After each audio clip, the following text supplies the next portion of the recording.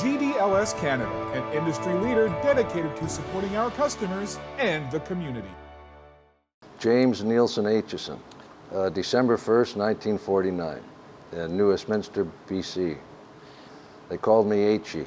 You're kind of different than a lot of people with this game because you didn't start till later on. Yeah, well, there was a stick in the house. I don't know if it was one of my cousins left it there or what, but there was a lacrosse stick in the house. But I didn't play lacrosse when I was a kid. Yes, I would go to the lacrosse box once in a while, but I couldn't throw the ball like the other kids, so I just basically watched them and thought, this is a tough sport as a kid. And I forced myself later on in life to learn how to throw the ball instead of being cross-handed. So it was... What do you mean cross-handed? What did you do?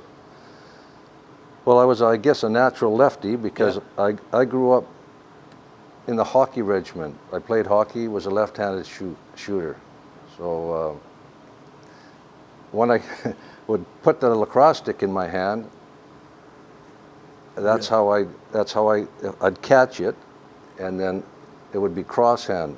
Really? I couldn't throw it like that, which is bizarre, but that's how it was when I was a kid. So you never thought of putting it in your right hand and trying to throw, or? Well, if I put it in the right hand, it just didn't feel right. Didn't feel right. Yeah. It didn't play on words. It didn't feel right. Yeah. But that felt right. Huh. It's the cross hand. So anyway, I embarrassed myself when I was a kid. So I really never played in the minor league like a lot of the Shepparton boys. They all grew up in Shepparton, and they were like pee-wees all the way up. They played together. Well, I didn't get into a league play until Junior J-Hawks. I had 2 years, and the first year I quit after 8 games. I got lots of penalties, and lots of people said, you're not doing it right. You got to get rid of this crosshand. And anyway, I quit. They talked me into coming back again, so with the Jayhawks, and I stuck out the year. And then after that year, all I did was go to the lacrosse box and force myself to throw it proper. Yeah. And I would throw it, and I'd get the crosshand in anyway because it just felt natural. This didn't feel natural, and when I went back next year, I had a good year. It was my second year of junior lacrosse and my last year of junior lacrosse, and I got picked up by the Burnaby Cablevision. They were going to the Minto Cup in Ontario, and Lakeshore. We were playing Lakeshore. Okay. And so myself and Jack Castleline, we were picked up. Anyway, I got to play in the Minto Cup, so I was, you knew I was improving. I was a bit of a goon back then, but... What was the coach of Lakeshore Morley Kells back then? Yes, I believe so. Yeah, a real legend of the game. Yes. So that must have been an interesting... Oh, but it was an eye-opener for me. These were excellent players. The whole team were excellent players. Yeah, it was tough. Did you play another sport when you were younger?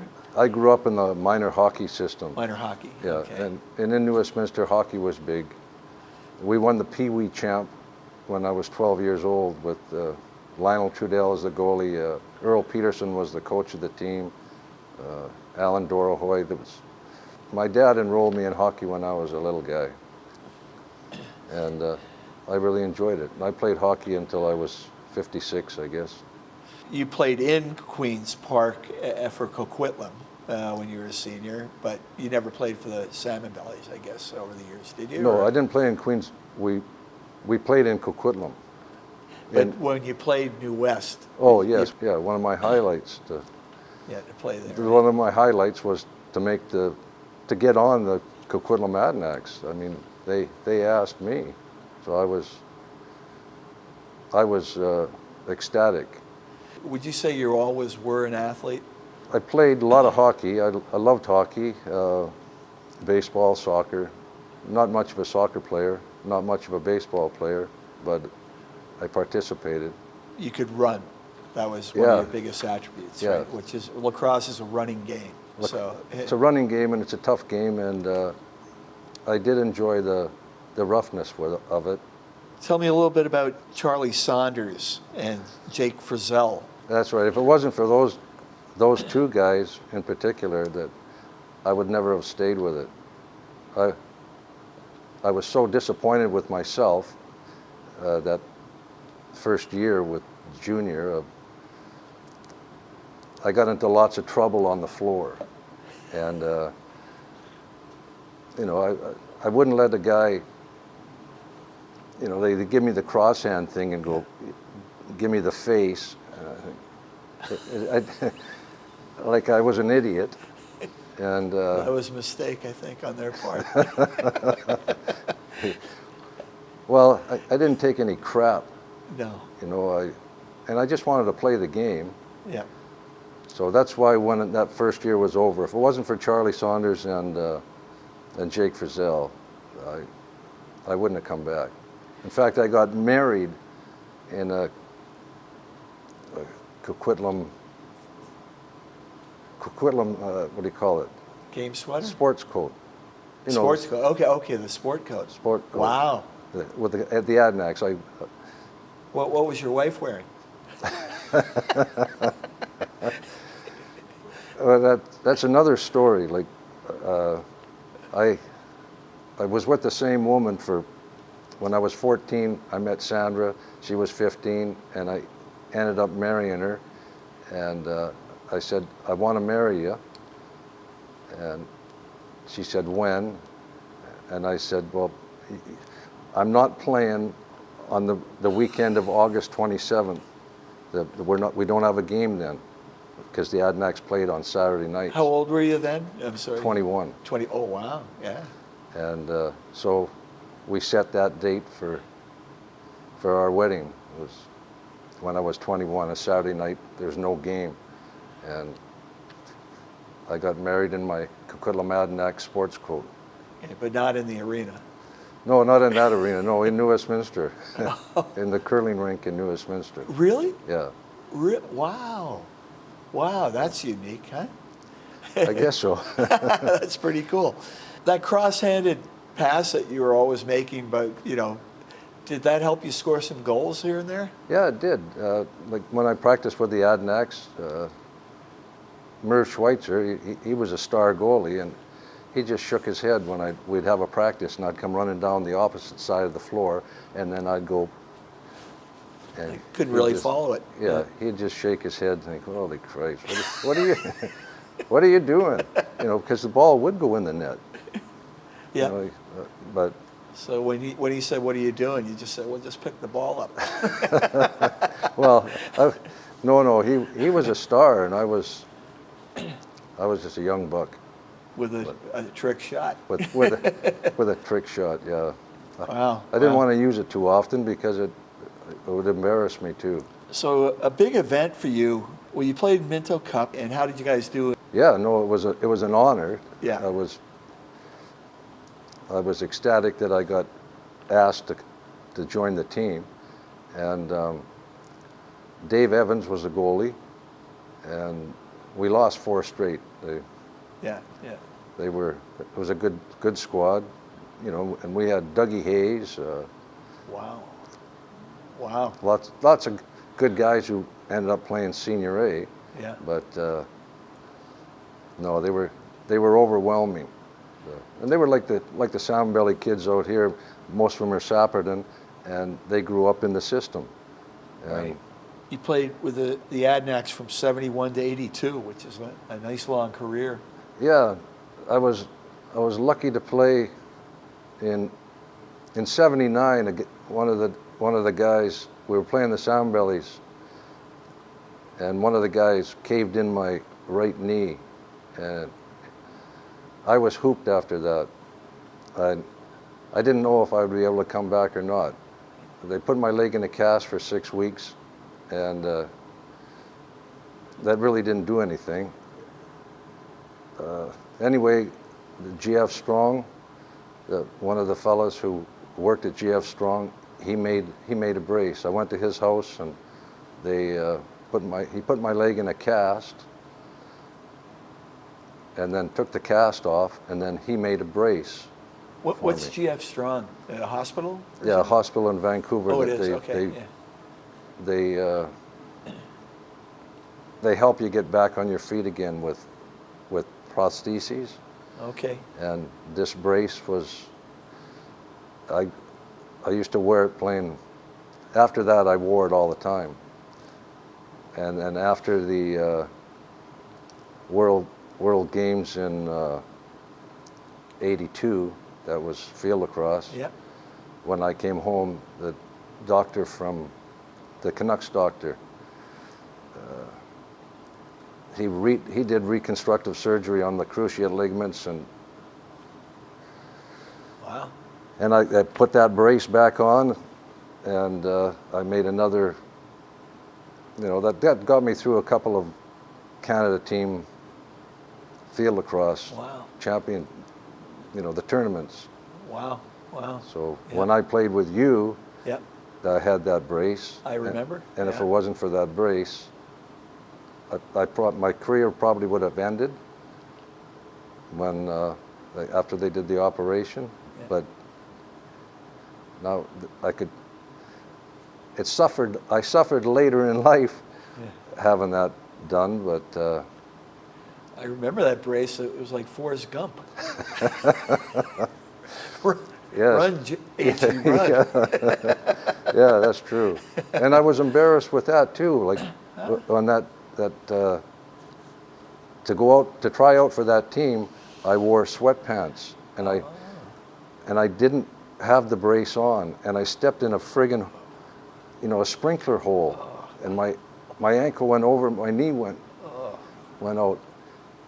And Bobby Allen was the coach, and he says, "Well, what's the matter?" And I said, "Well, I stepped in the hole." And he says, "Well, maybe you should get something. We'll get the trainer to have a look at you," and blah blah blah. And then the trainer said, "Well,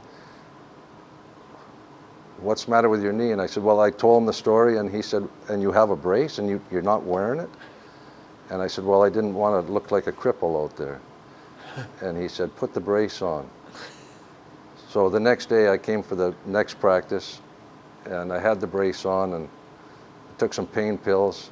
Anyway, I ended up making that team. Wow. Yeah. Tell me a little bit about the first World Championship. That was like a highlight for me, because Jim Bishop came to town, and never met the man before. You just hear wonderful things about him, of how he's a genius with organizing lacrosse and how to play it. So I was 24 years old, and I got an invite, same as the other guys in the WLA. They were the primo guys, and to get an invite, I was 24, and I thought, wow, I gotta go for this, something different. And anyway, it was spectacular to go to that first practice, and I'm sitting beside Paul Parnell, Wayne Goss, Dougie Hayes, and it was overwhelming.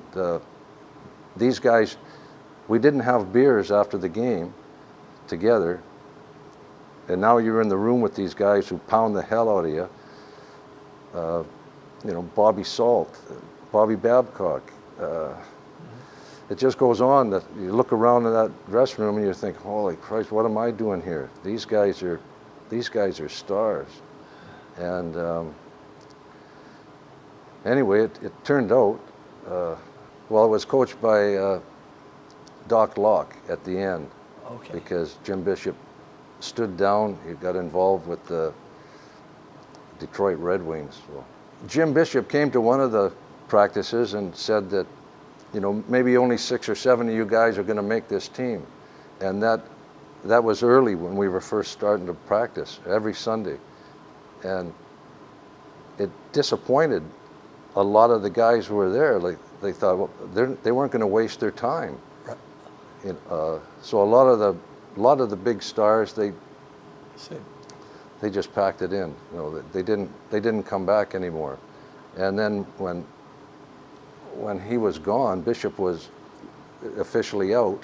Doc Locke, he took over the coaching part, and there was Peter Black. He was at all the practices with the guys, and half the team ended up coming from the West, if not more than 12, and then the rest was from the East.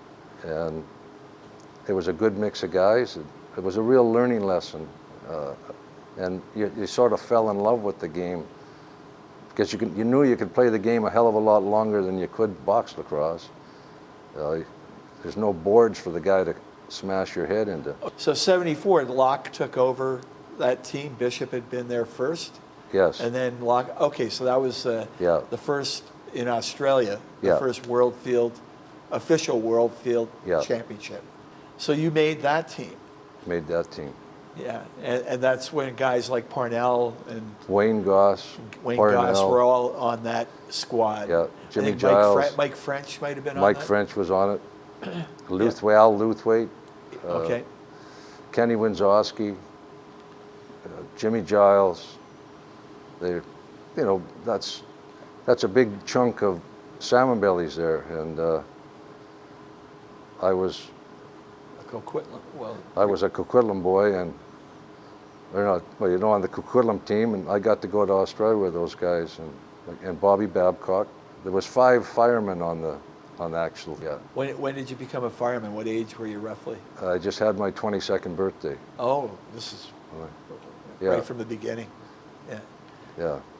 And being a fireman really helped you to play the game, I guess, because of the way you could schedule. It was fantastic how the union supported me.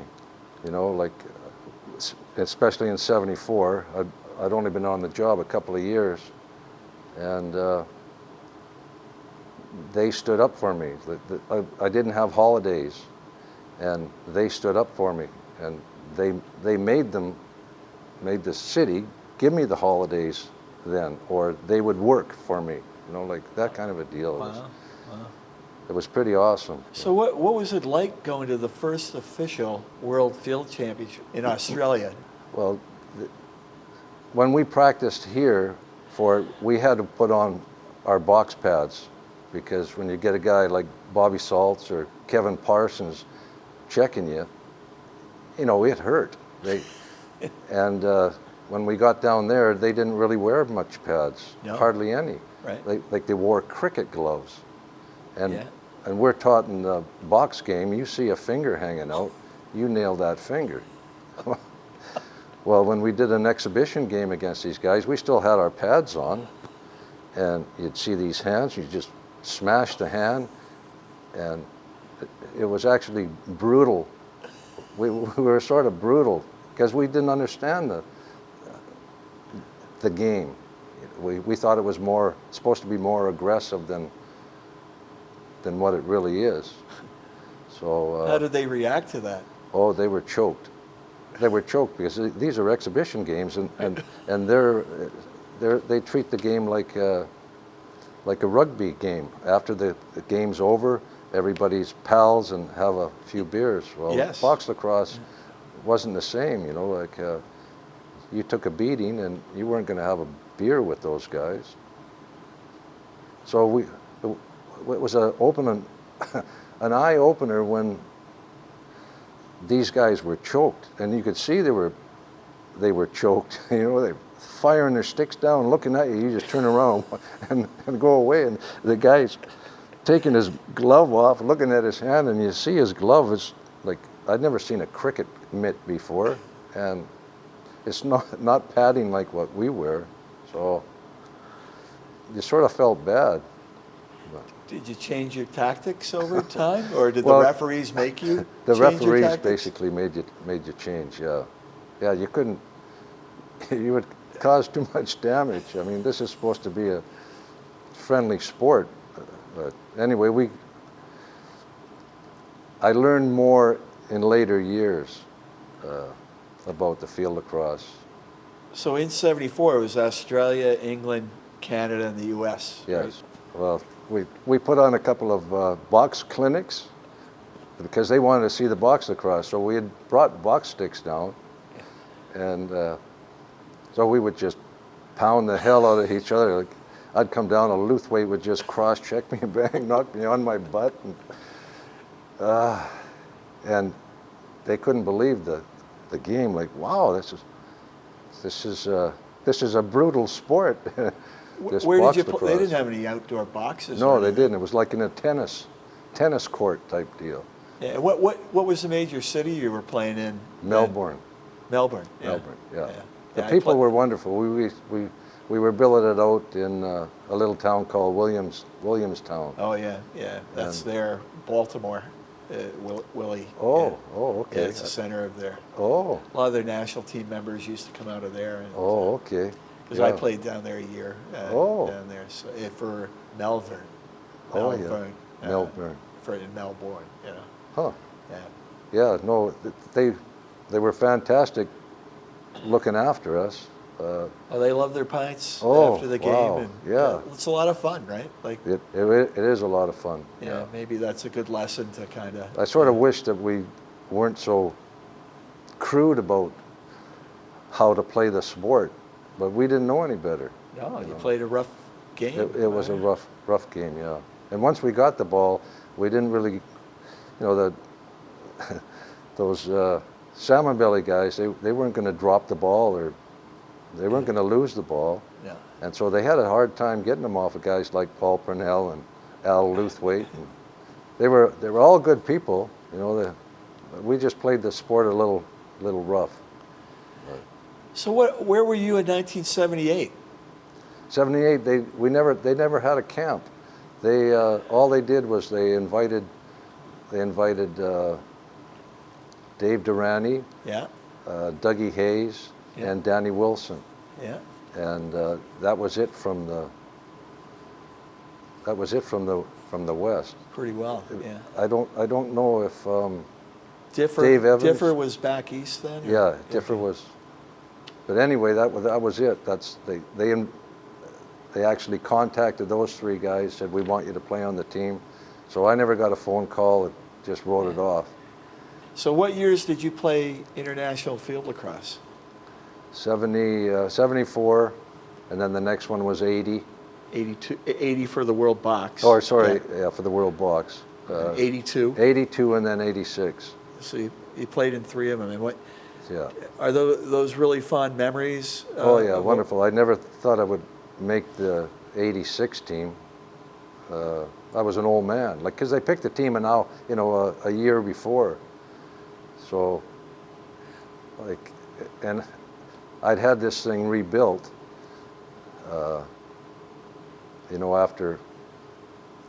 after 82. Yeah. So I was healthy, and if it wasn't for lacrosse, it was a guy from University of Ontario sent me a program, and I can't remember if it was in 74 or if it was in 1981. Hemmerstein was his name, and this program, when I was done, I could skip for an hour solid, and that was my warm-up. And then I would go through a real physical push-up, sit-up, lift weights, blah, blah, blah, and I had to do it under 25 minutes. And that his program I followed for years. I would do it at the fire hall. And I had lots of energy, I wouldn't quit. It was a good program anyway, and that was all through the field lacrosse part. You look like you could play now almost, Jim. Oh, thank you, Jim. And just for the record, we played on the same team in '82. Yeah, that's right. It's kind of kind That of was neat. Baltimore payback time after Manchester in '78. Yes, exactly. Yeah, Now, where did you play in '86? Where was that one played? that was in Ontario. Oh, yeah, yeah. that's right. It was University of Toronto. Yeah, Yeah. University of Toronto. Yeah, that's right. Okay. And I made the all-world team with Kevin Alexander. You did that year. That's Yeah. amazing. Yeah, it is amazing. 36 years old. I'm an old man, and to be able to play with those guys. Oh, And 3 years later, they sent me an invitation. did they? Yeah, they sent me an invitation. I would have been 40 years old for the tournament, and I was still in good shape. I played a lot of field lacrosse in tournaments and stuff still then, and I sent them a reply, said, thank you very much for your offer, but if I made the team, you would be in a lot of trouble. Did you play for the Sea Sprays? No, I played against them. What team did you play That's for? Victoria. Well, we had a team, Coquitlam Labatt's. Oh, field team. Yeah, Oh, okay. yeah. And then the Adanacs, I played for the Adanacs field lacrosse. They had a field lacrosse team. We won the Canadian champions. We won the provincial champions. Now, you were a little too young for the first pro league in '74, '75, right, I think? Or Well, I had an interview with them. Oh, you did? Yeah. Like for which team were I don't remember. It was Jack Bionda. back east? Yeah, but it was here. They came to watch games and watch the Coquitlam play Salmonbellies, in New Westminster, and then they would give you an interview, and so I had an interview, and it wasn't worth it to me. I had the fireman job. Right. I had one daughter, Debbie, in '74, and '76 I had my second daughter, Susie. So it wasn't. It would have been a tough. Well, it wouldn't have. Yeah, It wouldn't have worked for your family and you. No, and, I asked for a leave of absence to the fire department, and they said, the city hall, they just said, if you want to pursue another career, God good bless luck. Yeah, and so that was it. So there was no way. It was like Wayne Goss. Wayne Goss was, come on back here and make some money, and that you had to pick. It was a tough pick or choice choose. Yeah, because it was a dream. It was a dream, right? It was a dream. Yeah. But the reality. Yeah. Broke through. When I started with the Adanacs, one of the I was under the wing of Bill Bradley, and Bill Bradley was a tough mother, and like I had some junior pals, and they were on different teams. So when I first started with Coquitlam, he would tell me they're the enemy, and they're not your friends. You're here to play lacrosse. You whack the heck out of them. And he was serious, and so I tried to do it, and then he caught me every once in a while. He'd catch me, hey Joe, how you doing? It's good to see you again. I'd be saying this to one of the guys I played against or played like with the Minto Cup thing. Some Burnaby Cablevision guys, even Dougie Hayes. Hey Dougie, how's it going? And if Bradley saw me do that, I took verbal abuse after that, and he would give me the stern look, and so I tried not to be friendly with guys when he was watching. Aichy, you can't do that. These aren't your friends. We're here to play lacrosse, and you're going to do a job on them. So it was. Now, Bill Bradley, he played under Bishop, I think. Yeah. For the Warlocks. I think, yeah, he did. At some point. Yes. He was a good lacrosse player. Tough. Yeah. It wasn't in Bill Bradley's thing to go and have a beer with the team you just played. And we had some good players. Like the first year I went up, the first year I went in, like Wayne Shuttleworth, he won the scoring title that year, beat out Wayne Goss. Wow. And and Mike Gates. Mike Gates was on the team, and another superstar, one of the best guys in the field for box lacrosse. Kevin Parsons, Tough Mother. Merv Schweitzer later on in my years. You know, they were all, like, he was a good goalie, Merv Schweitzer. Yeah. Yeah. Greg Thomas, star goalie from the East. Yeah. Yeah. Danny Wilson, as time went on. He was the franchise. Bobby Salt was the coach, and Bobby Salt told me, he says, Aichy, he's the franchise. We got to look after this guy. Feed him the ball, feed him the ball. Well, sometimes I didn't pass the ball to him. So I'd get a lecture. So like, hey, you got to pass him the ball. He can get the goal. Did you take these lectures to heart, or you just learned how to look like you were interested? Well, I looked like I was interested, yeah. Well, and every once in a while he'd come to, Bobby Saul would come and say, Aichy, you're not in the ballpark here. You're gonna sit down, you're gonna miss a line here. You know, just to remind me, like, who's the boss? Oh, Yeah. Yeah. Okay, pass Wilson the ball, pass Wilson the ball. You like Danny. Hmm? You like Danny, though. Oh, yeah, Yeah. yeah. Did you ever tell him you didn't like passing him the ball as much? We called him Wimpy Wilson. If you didn't pass him the ball, you hit the lip out. That's hilarious. Danny's a good man. Oh, yeah, he yeah. is good. Was he a Awesome. fireman as well? Yes, Yeah, Vancouver, yeah. yeah. And Jordy Dean. And He was a fireman. I guess it was in the '82 World Box. Yep, right. They were on the team, and so we would practice. I lived by a park in North Delta, and Danny Wilson and Jordy Dean, they would come out to my place, put on their gear, would go in the little park right next to where I lived, and they'd put all their pads on, and I really didn't need any because it was one-on-one. You were just administering the checks. Yeah, just tell them this is what they're going to do to you when you get there, and it was just giving them one-on-one, a lot of one-on-one drills. So when you went to field lacrosse, were you a defender right from the beginning, a long stick? Yeah, yeah. Well, in '74, there was too many guys who.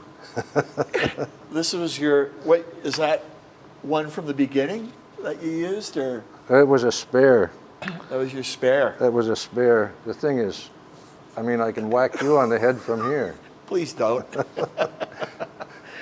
I know, but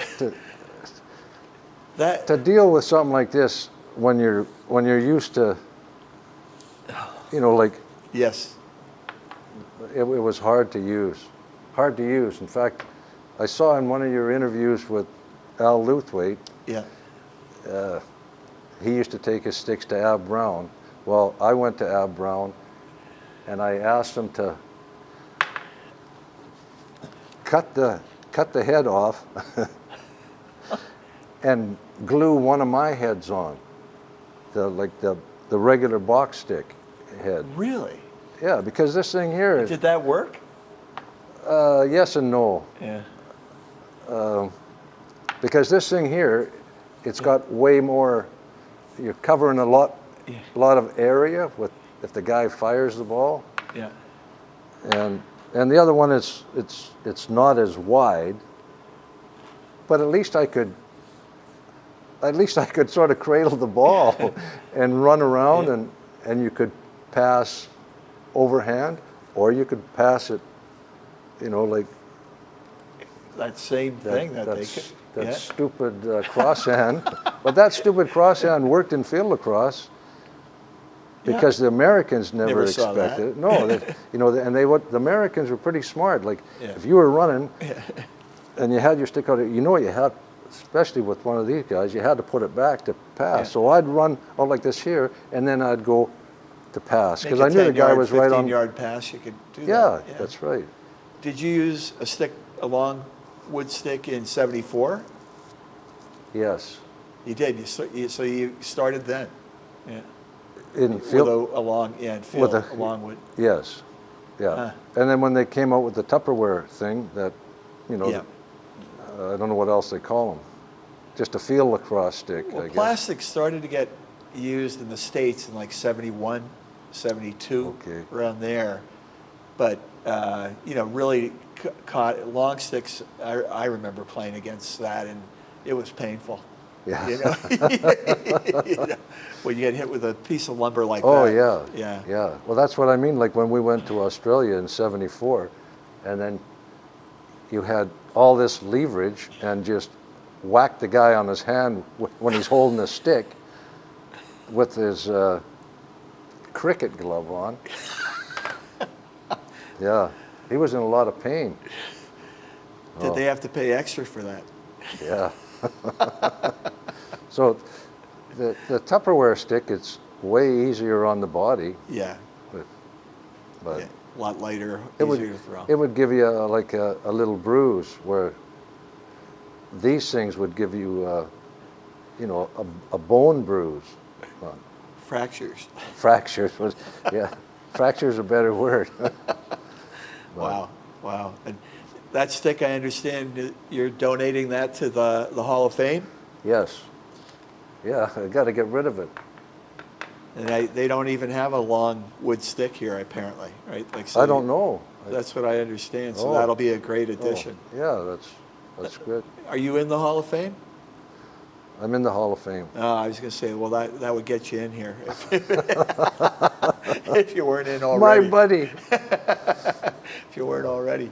Yeah. Did you 80s win any Man Cups? Have Never played in one. You never No. played in a Man Cup? We had the Salmonbellies down 3 games to zip, Did you?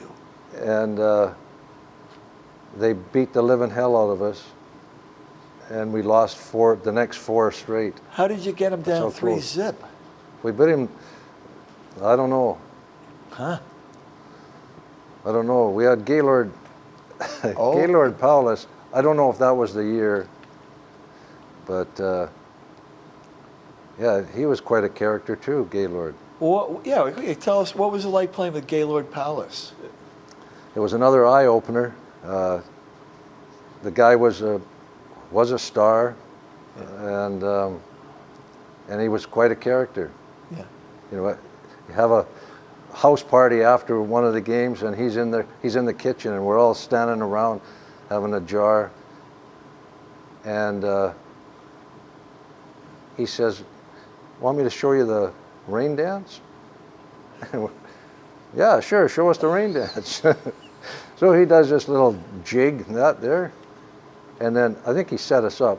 He says, "Look at the tap," and the tap was dripping. He says, "I made it do that." You know, so we had another couple of beers. Said, "Yeah, you're the best rain man." But yeah, he's quite a character. Very good lacrosse player. But it was just like a 1-year deal. I think he just traveled around, and in '86, he was in the stands at that. Was he? At the tournament there. I'm going chasing a ball in the warm-up that went past, and I hear Aichy, Aichy. I look up there, and it's Gaylord. Wow. Gives me a little wave. That's great. So yeah, that was neat. Made my day. Yeah.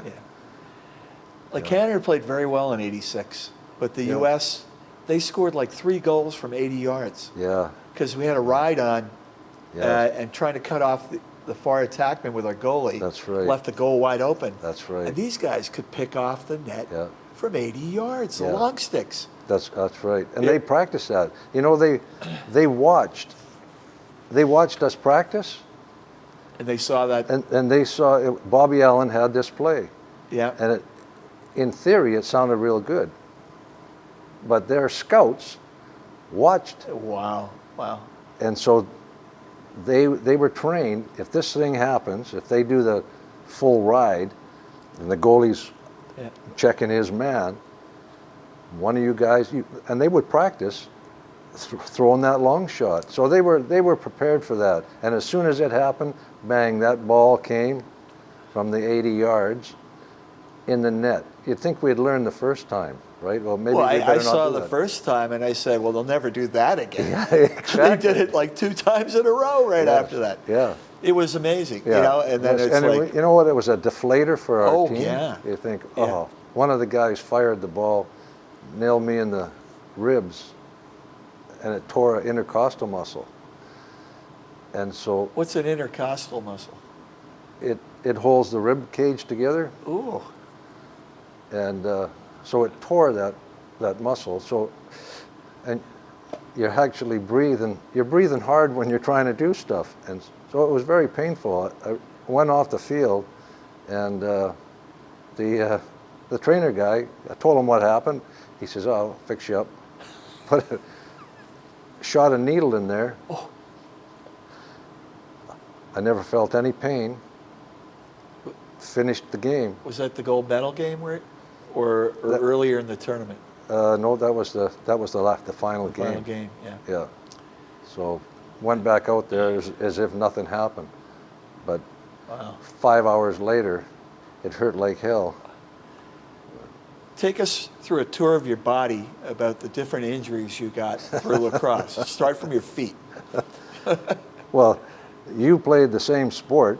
You know how many twisted ankles you got, sprained ankles. Sprained ankles. You know, like after a couple of years, you could just about lay your foot right on a right angle down there because everything's so loose. Calves. Anything that you remember with a calf? Yeah, I've torn calf muscles. Oh my God. My worst was Wait a second. You're bypassing the knee. Okay, Well, hit the knee first. the knee was caved in, so Okay, that was its own thing. that was its own thing. Yeah, Hamstring? the hamstring. I tore. I don't know how you say this, but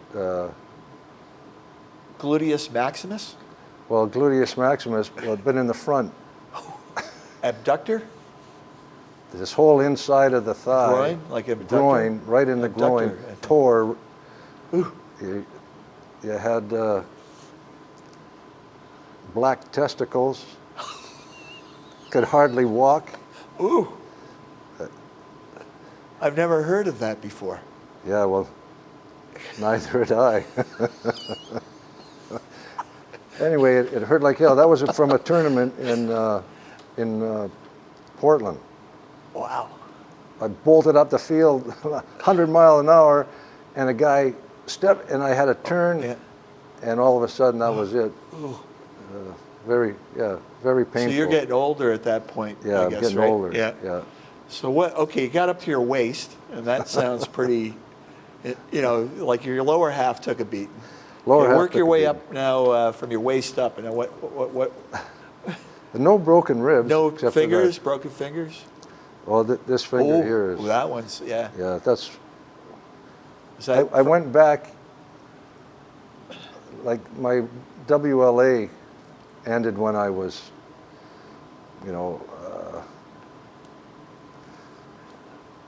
11 years or something. I went 11 years, and the last year I was sort of hooped with my knee, but the fingers took a beating. I went back. They do. I went back and played Senior B for 2 years. Johnny Allen, another star with the Adanacs, and he had a career of his own with back east, Victoria area. Yeah, he was another star. But where were we? Oh, we're up to your fingers. Oh yeah, up to her fingers. Yeah. So that one's definitely. I went back to Senior B, Yeah. and I didn't wear a cage then. You just wore a little mouth guard. So I'm playing this first Senior B game, and I go down the floor, and I make a little move, and the guy cracks me right across the face with his stick. That's the nose, right? Yes, the nose. Yeah. And bang, the next thing I'm bleeding like a pig, and I think, what am I doing here? So anyway, I put a face shield on after that. But when you're talking about like Mario Gavorchman, Mario Gavorchin, you know Mario Gavorchin? I don't. Big New Westminster boy, big strapping guy. Salmonbellies, he fired the ball off my nose. Ooh. I couldn't get out of his way. I turned to the side, and it was laying over here. So they called for the doctor in Salmonbellie thing. They took me off the floor. I didn't really feel any pain because everything's numb. So I'm sitting in the dressing room and the doctor comes in, and it's a lady doctor, and she just looks over at me, she says, "Oh my gosh, isn't that painful?" And I went, "No, I don't really feel it." She says, "There's nothing I can do. You're gonna have to go see a surgeon." I had to have 2 surgeons, one to straighten it and the other one to make it look good. And then 2 months later, I went back to see the one surgeon, and he said, "Still looks like a banana, but that's as good as it gets." So the second guy never showed up. They said there was 2 of them. One guy did the straightening, and the other guy did the plastic surgery part. Okay, so hands, nose, elbows or shoulders? Yes, I used to have to get the elbows drained. I had them drained in Victoria. Really? That guy, he should have been a butcher, because the normal guy, he used to stick a needle in and suck the Popeye elbows out. But the guy in Victoria, he says, "Okay, just bend your arm like that." And so you bend your arm, and then he took a scalpel and just, and then put a piece of gauze to catch the blood and the goo. It's like Dr. Pimple Popper. That's right, Dr. Pimple Popper. Anyway, that was an eye opener. That one. I didn't want to go to him anymore. I could see why. Do the shoulders go? This one here. Broken collarbone or whatever. Yeah. Yeah, I don't think it was broken, Yeah. but it left a deformity there. You know, you get tons of stitches. I used to know the girls in the Royal Columbian Hospital. Really? Every Saturday night, you know, like, well, Because not you didn't every, wear a mask. didn't wear a mask. So Why?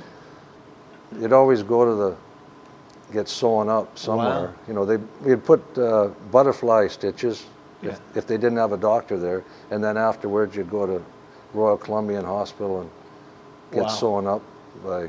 Wow. Yeah, there was lots of that. Look at you now, 72, and you're doing great. And still good looking. Yeah, still good looking, still doing great. Dennis Quigley, I don't know, he's a Vancouver Burrard, shorter guy, stocky, a rugby player. He's going to check me, so he goes, bang, nails me in the chin, opens me for 6 stitches, and I'm just looking at him, really? I don't even have the ball. Well, it was stuff like that. You get, you know, and you bleed like crazy when you get it in the eyebrow. Yeah. My Lord, huh? Yeah. Look at you though, you know, like Handsome brute. yeah, and reasonably healthy. You know? Yeah, I feel very healthy for 72. Yeah, 73 and 73, soon to be. 15 days, yeah. Yeah. No, lacrosse has been a wonderful thing for me. The camaraderie, the Adanac team was fantastic. My best pals, I love those guys, Coquitlam Adanacs. Anything else you want to say about anything or the game? Or? I don't know, I probably missed, there's 1,000 guys I could mention, but they barred me from speaking in the Hall of Fame. In the Hall of Fame thing. They told me to make up a speech, and So you did? I did, and I had to. These guys made it for me. They made my career go where it was. Yeah. They helped me. You know, Johnny Allen would tell me over and over, you know, forget this crosshand stuff and fake a little bit. You just go in there and blast it, try to drive through the goalie. You know, they were all helpful. Yeah. Never had anyone go through the entire body, and I think this is going to be a hit, Jim. I really do. I think it's a hit. Well, I had this thing rebuilt. Yeah. The knee rebuilt, so I'm good to go for a little bit. Good for you, man.